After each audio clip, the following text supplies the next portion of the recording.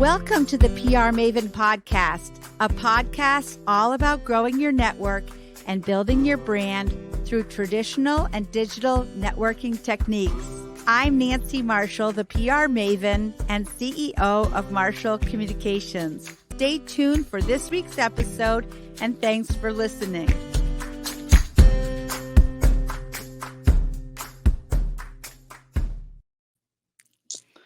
Welcome, PR Maven Nation, to one of our new mini episodes. This is episode number 149, and it's a quick and informative way to look at ways to nail the networking process. This podcast is presented by Marshall Communications, creator of the 65-step Marshall Plan process.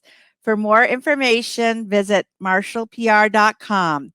And on the website under PR Maven, you'll also find information about my two books, PR Works and Grow Your Audience, Grow Your Brand. So this is PR Works, how to create, implement, and leverage a public relations program for your small business. This is my newer book, Grow Your Audience, Grow Your Brand. They're both available on Amazon.com.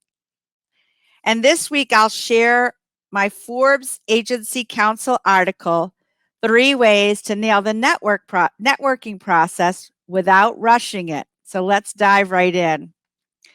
Whether you're in the office or working from home, the importance of networking is not going away. You need to get out there and connect with people, even if it's just on Zoom.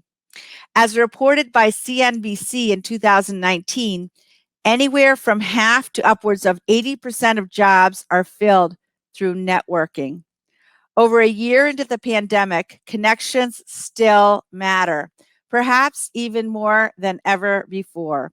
In today's virtual world, people are especially eager to connect and reconnect with others since our social lives have been so severely compromised. And as a social person, believe me, I can tell you, my social life has been very compromised during the pandemic. I can't wait to network face to face again. And I'm not alone. According to LinkedIn research, the platform's job applicants are 3 times more likely to get a job at a company where they have a connection. As Addie Swartz, CEO of the recruiting agency React Hire, puts it in this Wall Street Journal article, people are now more willing to be helpful, and you have to be willing to rely on others. She's right, but you also have to be smart and strategic. You can't be overbearing. You can't rush the process. When it comes to networking, there is a fine line between being active and being annoying. Think of the person who asks someone to get married on the first date. Generally, not a good idea.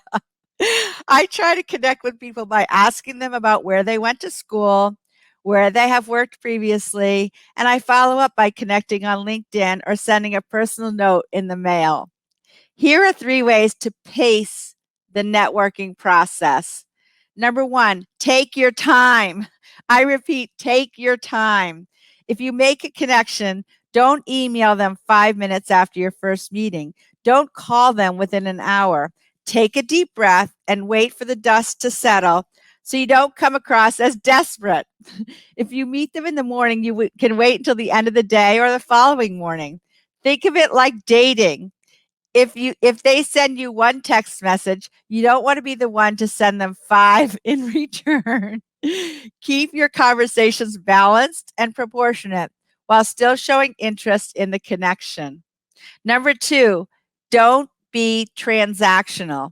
Another sign of overeagerness is always expecting some benefit in return.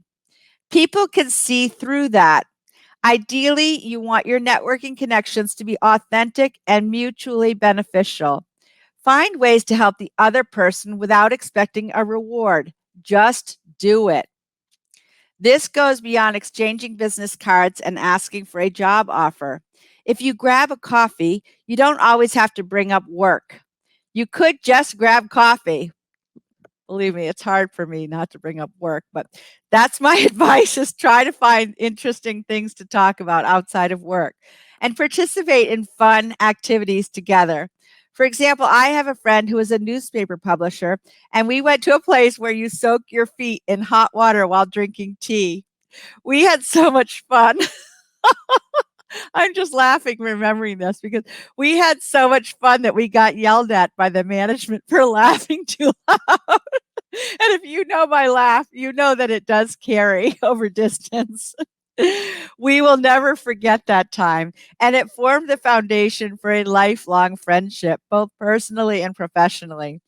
There is little risk and great reward in connecting with others on a deeper level. Number 3, listen and follow up. The best way to forge authentic connections is to listen. Ask genuine questions and wait for the responses. Don't be just thinking about what you're going to say after they talk. Listen to what they're saying. Learn from the responses and play off of them to enrich your conversation. People tend to appreciate your genuine interest in their lives. Then at that point, you can think about following up.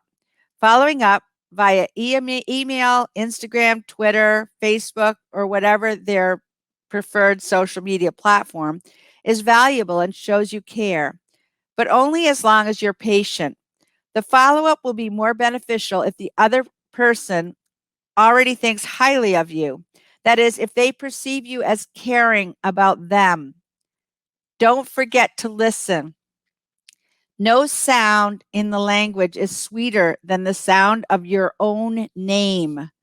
So if you remember that person's name and something about them, like where they went to college or where they grew up, they will know that you care about them as an individual.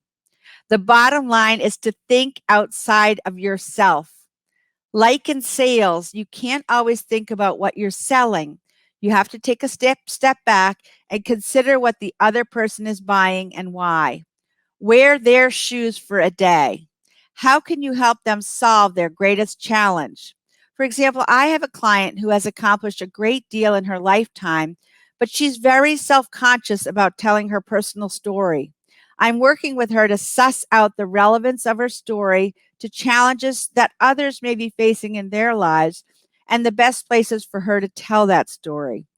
What is easy to me, connecting with others and communicating, is her greatest challenge. It is a perfect relationship indeed. Yes, you may want the job or to land the new client, but that is only an end goal.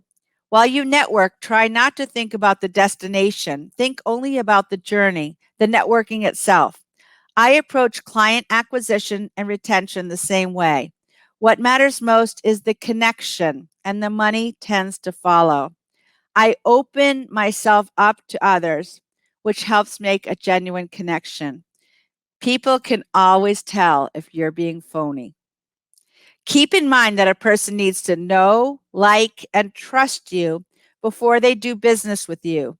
It's vital to allow time for that process to take place. Allow the time for it to happen. If you network for networking's sake, you won't come across as annoying or overbearing, and good things will eventually come to you. For more insight, get access to my latest book, Grow Your Audience, Grow Your Brand, by visiting prmaven.com/giveaway and download a free copy today. And here is my good friend, Julene Gervais, to share how Grow Your Audience, Grow Your Brand has helped her. Hi, I'm Julene Gervais, host of the television program Greenlight Maine. Nancy Marshall's book, Grow Your Audience, Grow Your Brand, helped our team tremendously develop a loyal following, and it helped us expand with 2 television programs called the Greenlight Maine College Edition and Elevating Voices. Plus, we've picked up 3 Emmy nominations. I highly recommend you read Nancy's book to grow your brand. Thanks for listening to this episode of the PR Maven podcast. I invite you to share a review of the podcast on iTunes or your favorite podcast player. Be sure to subscribe to our podcast so you never miss an episode. You can also join the PR Maven Nation on Facebook. It's free to join, and it's a great community of like-minded individuals who are all looking to learn and grow from one another. If you use an Alexa device, use your Alexa app to search the skills and games section to find and enable the PR Maven Podcast Flash Briefing. This will give you access to exclusive content and more PR and marketing advice. Thanks again for listening, and have a great rest of your week, PR Maven Nation.